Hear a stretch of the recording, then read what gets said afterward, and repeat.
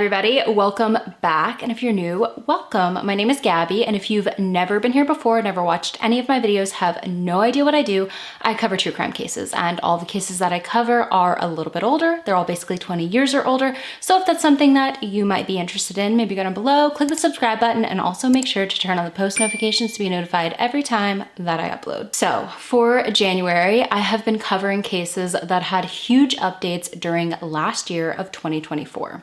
The case that I'm covering today involves the tragic death of a teenager whose case sat cold for nearly 3 decades, but whose loved ones never gave up on her. Another case solved by the incredible advancements in genetic genealogy. A case, though, that will never see a proper trial because the monster responsible was not only evil, but also a coward who refused to face any consequences for his devastating actions. This is the case of Danielle Houchins.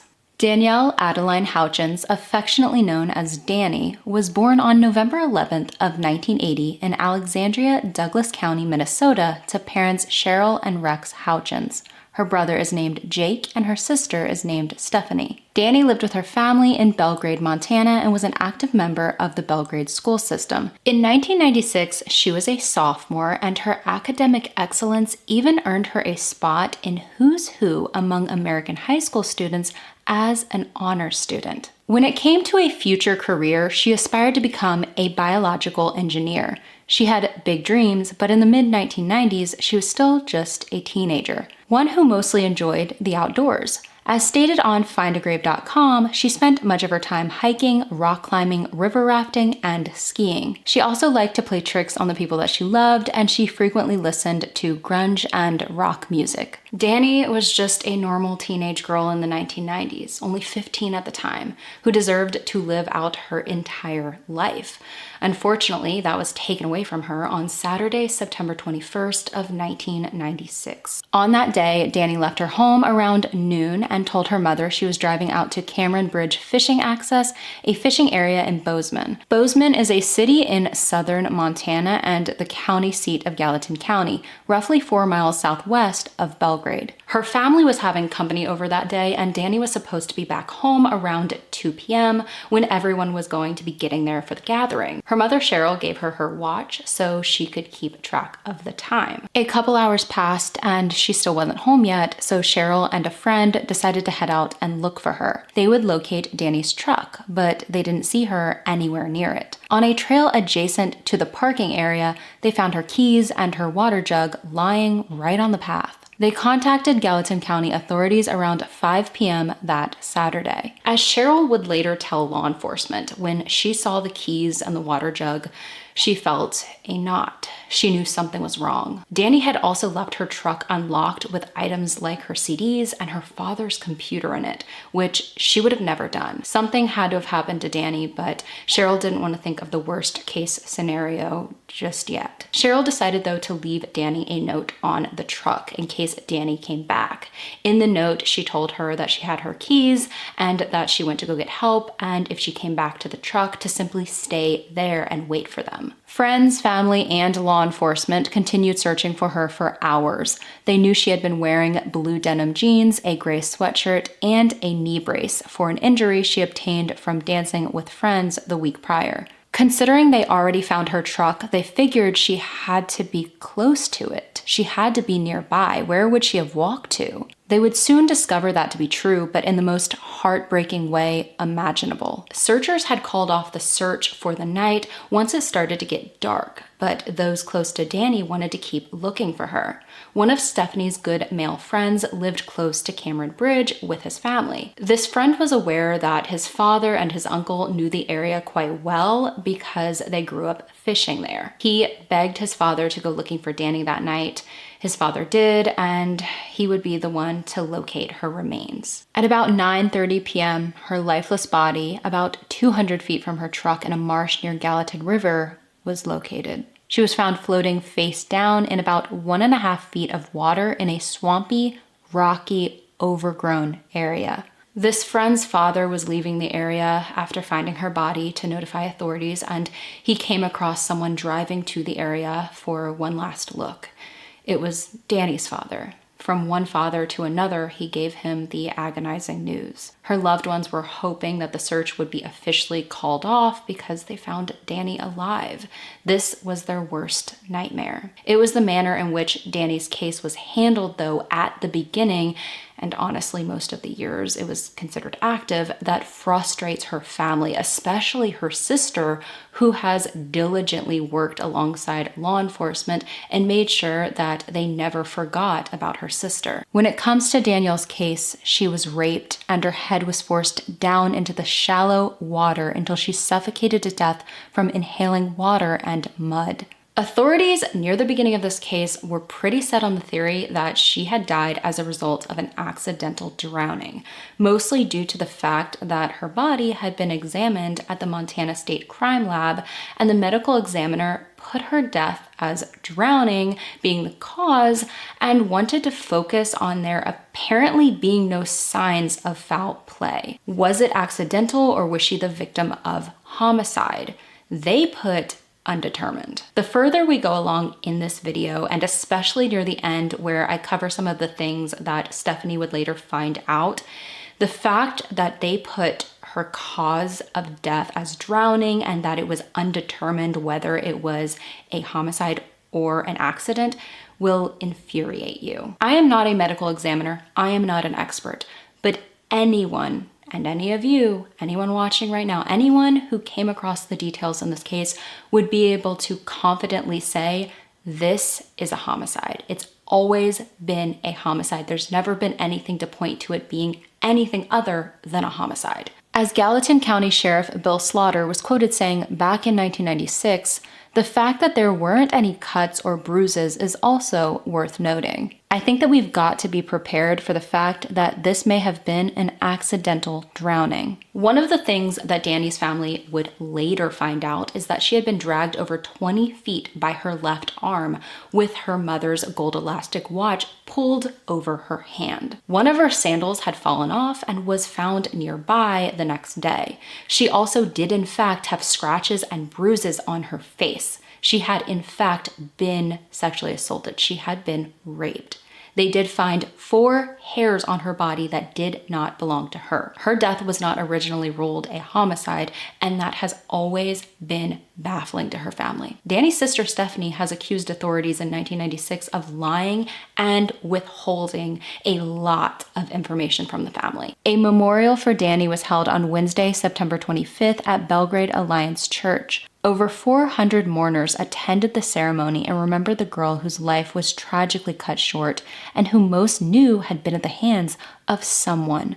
They just wanted authorities to focus on finding that someone. People later on down the line working for the sheriff's office would state that they believe that Sheriff Bill Slaughter had simply wanted the case to be over with and was too willing to give up on it. Slaughter, though, who retired as sheriff in the year 2000, has insisted that they have always viewed Danni's death as a murder and that he too had been frustrated by the medical examiner's conclusion. Slaughter told the Montana Free Press, "We can tell you the manner of death because we all felt like she was a strong young woman. She didn't fall in 4 inches of water or 3 inches of water in a swamp and drown. She just didn't. I mean, all she had to do was roll over on her back, right?" We were all frustrated about that call, that it wasn't a homicide. It seems to me it was pretty obviously homicide, and we told the parents that. When it comes to Bill Slaughter saying that he always knew this was a homicide, Stephanie has been insistent that that is not what her family was made to believe back in 1996. She has said that to them, law enforcement at the time was trying to say that possibly because Danni had been wearing a knee brace that she fell into the water and couldn't get up and ultimately drowned, which they all knew was very far from the truth. Stephanie told the Montana Free Press, "I always knew in my heart that it couldn't have been an accident. I've had a lifetime of nightmares about losing someone and how people were just going to be taken away from me, people I love. I'll wake up sobbing in the middle of the night. I've had to resolve my trauma. I've had to do therapy and figure out how to live a life and then come back and fight for her." And that is exactly what she did. She fought for her sister and it paid off. Authorities did question people in relation to this case through the years, but it didn't really seem like it was ever a huge priority to them until later on when new law enforcement would come in and definitely make it more of a goal to question everybody they could in relation to this case. But back at the beginning, that was not something that they really focused on. Stephanie would also call and email through the years to see if there were any updates on her sister's case, and there never were. There were investigators that took the case seriously, though, through the years, one being Cindy Botek, who worked the case from 2006 to 2016. She has stated that there were a few suspects through the years, one in particular that she felt had more information to give, but never did. But none of these suspects developed into an actual charge of murder. It never went anywhere. In 2018, Stephanie heard of the recent developments in the Golden State Killer case and how after an over 4-decade reign of terror, Joseph James DeAngelo had been arrested for the murders that took California by storm during the mid-1970s to mid-1980s.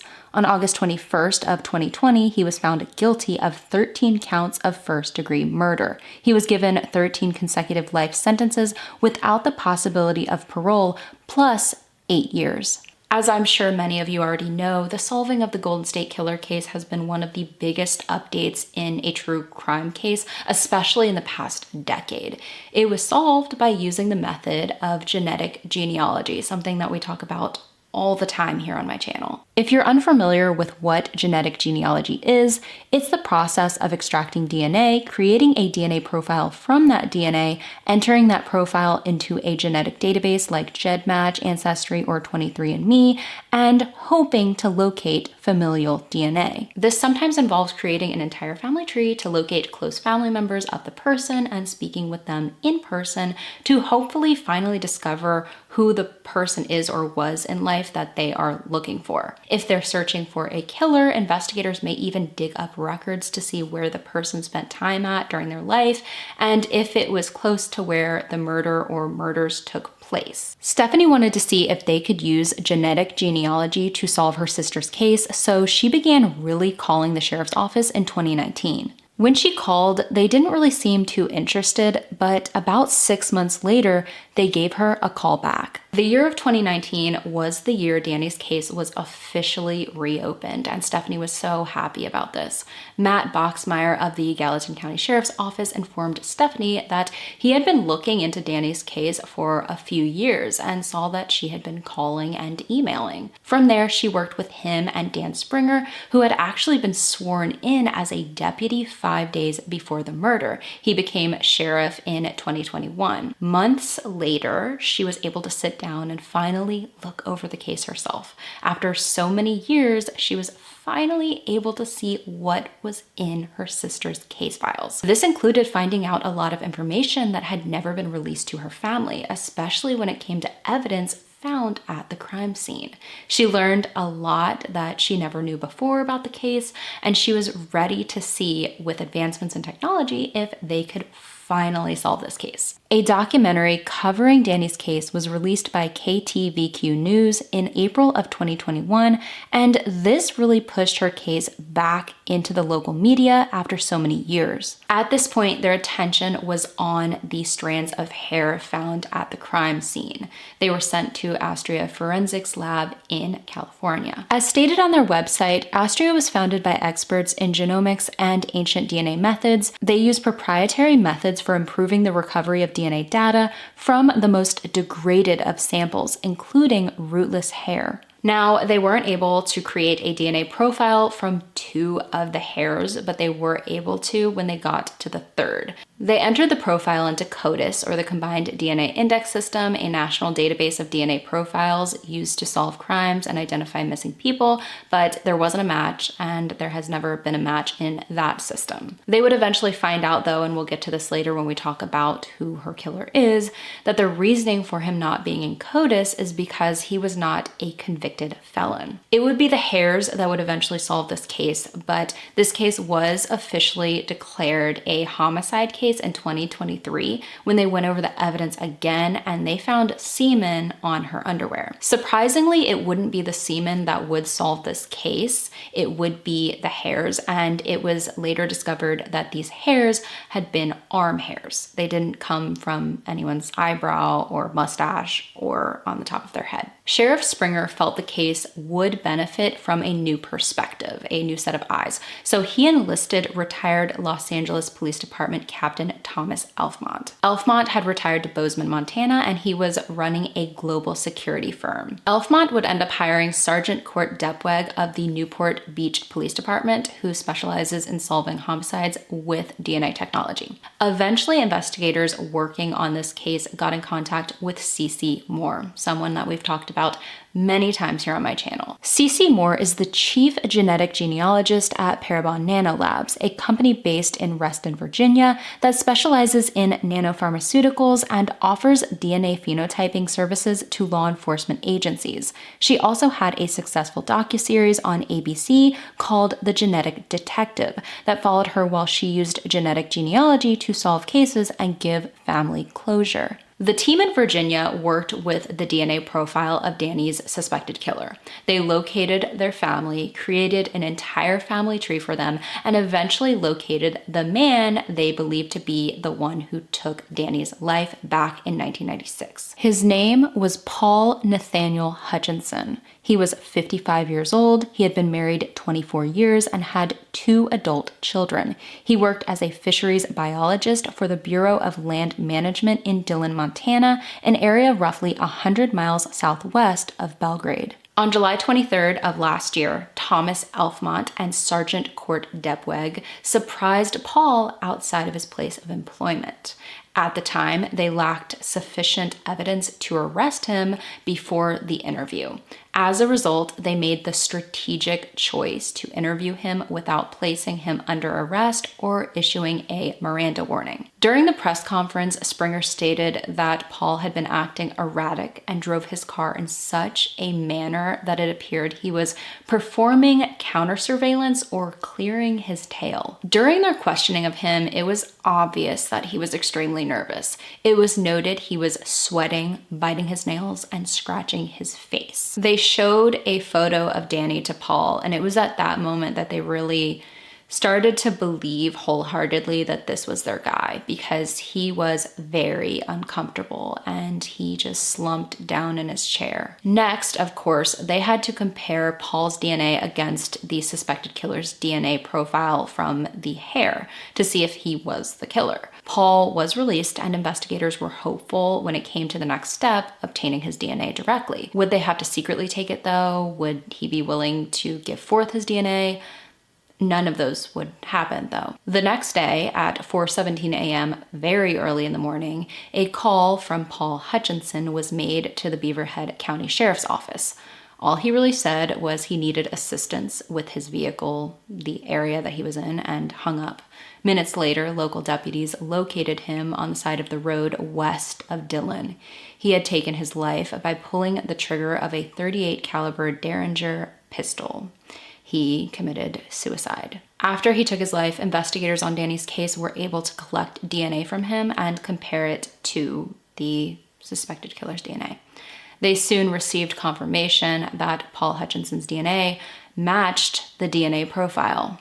Sheriff Springer said it was 100% confirmation that he was the killer. CeCe Moore stated, Paul Hutchinson, as it turns out, left his hair behind on Danni's body, and that is what enabled us to be able to identify him. There was more than just that rootless hair, but that is what ended up providing the DNA that we needed to identify Paul Hutchinson. We are almost always working with very distant relatives when we are working with investigative genetic genealogy to identify a violent criminal, and it is almost never just one match that leads us to him. In this case, I was able to connect to all 4 of Paul Hutchinson's grandparents. When it comes to Paul Hutchinson, he had lived in Bozeman at the time of Danni's murder, and authorities believe the two had no prior contact before the killing, that they had simply crossed paths at Cameron Bridge and Hutchinson decided to take advantage of her and ultimately end her life. A press conference was held on August 8th of 2024 to release the news to the public that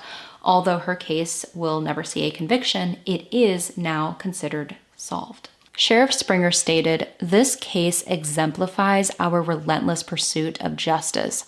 We never gave up on finding the truth for Danni and her family, exhausting all means necessary to bring closure to this heartbreaking chapter. Our commitment to justice for victims and their loved ones is unwavering, and we will continue to use every resource at our disposal to solve these cases, no matter how much time has passed." During the press conference, Stephanie stood in front of the crowd and she gave a powerful speech.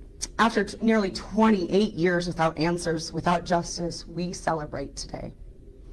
Even though this man will not face a jury of his peers, I have no doubt he was the one who forcefully and violently sexually assaulted my sister, then held her head down in a marsh until she choked to death on mud. If you want to watch the press conference yourself, it is on Facebook and I will have it linked below in the description of this video. It is insanely moving. Stephanie stood up there with nothing but passion. She also took the time to highlight the injustice her family faced for so many years, how the original investigators did so little, and the medical examiner in 1996 had the audacity to say that Danni's death was undetermined, yet there was all the evidence I discussed in this video already. And Stephanie points out that her sister had bruising on the back of her neck, an obvious sign her head had been held in the water and mud.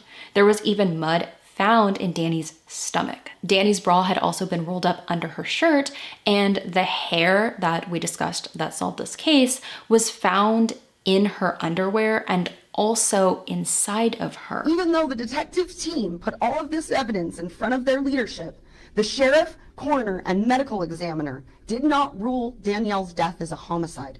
The sheriff then lied to my parents, telling them that no marks were found on her body whatsoever, and it could have been an accident. They told my parents that she died a virgin because her hymen was intact. They bold-faced lied and betrayed the trust of shocked and grieving parents. She also stated how the Montana State Crime Lab let them down numerous times, even losing evidence in the case, like the watch that had been on Danni's wrist, her mother's watch. They even had originally misfiled the evidence that would later be the exact evidence that solved this case. It is unbelievable the amount of pain and uncertainty this family had to endure for over 27 years. The ones originally meant to make it a goal to solve this case failed to prioritize the investigation, only deepening this family's anguish. I am sure that it is almost impossible to go down the path mentally of imagining everything else they may have misfiled and lost in Danni's case. It's of course also a lingering question of, are there possibly more murders and rapes that this man is connected to? Authorities are looking into that as well. Only time will tell. And this man, by taking his own life at the end of it all, not only put the victim's family through more torment, but also his own family. That's how selfish he was, which Stephanie even highlights in her speech. On Paul's obituary page, his wife wrote, "We are absolutely heartbroken to learn this news, and our hearts go out to the Houchins family. It is good to know that they will at last be able to find the closure that they deserve. Our own family was already reeling from dealing with Paul's suicide. In 24 years of marriage, there was never any hint that something like this could be lurking in the background. Paul was an exceptional husband and father. This latest news makes our grieving so much more complicated. We would appreciate being given the space to process and come to terms with this development as we mourn." Now, Paul lived elsewhere at the time of his death, but his move to Bozeman was to enroll in a graduate program at Montana State University in September of 1996. He took Danni's life the very same month he moved to that area. Springer stated in an interview that before there was any confirmation from DNA, him taking his life basically solidified his guilt. During this time, we must send our love to Danni's loved ones and hope more than anything they are experiencing some sort of peace knowing that her case is finally solved. That the determination of the ones who did make her a priority made this possible. Stephanie, though, has definitely proved just how strong a sister's love can be.